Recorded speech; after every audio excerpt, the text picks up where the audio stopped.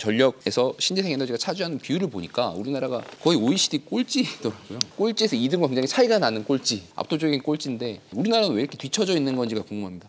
이거를 이제 두 가지 측면에서 볼 수가 있는데요. 네. 일단은 에너지 시장을 민생 경제라든가 또는 여론 관리 이런 수단으로 특히 전기와 가스 요금을 그렇게 너무 오랫동안 통제를 하면서 에너지 부분에서의 특히 전력 가스 부분에서의 이런 그 신기술들이 제대로 시장을 확대하지 못하게 된 배경이라고 생각합니다. 그러니까 우리나라의 다른 예를 하나 반대되는 예를 하나 좀 말씀을 드리면요. 1991년에 이제 1차 걸프전 즉 미국이 이라크를 침공하는 전쟁이 일어나고 국제 유가가 폭등했을 때 이제 김영삼 정부가 이제 유가 자유화 조치를 취했는데요. 그 전까지는 유가도 이제 지금의 전기요금처럼 1년 내내 가격 고시제에 따라서 1년 내내 고정 가격이었습니다. 휘발유 경유가.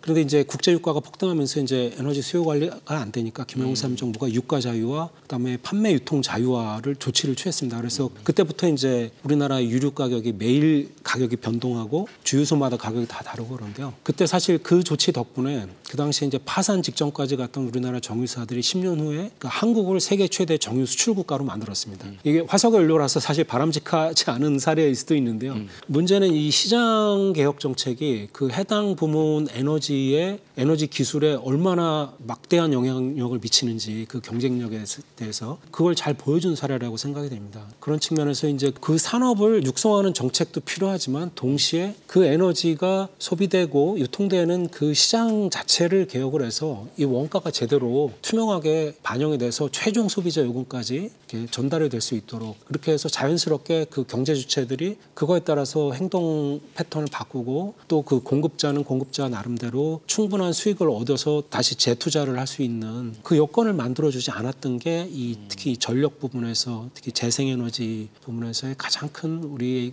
실수라고 생각이 됩니다.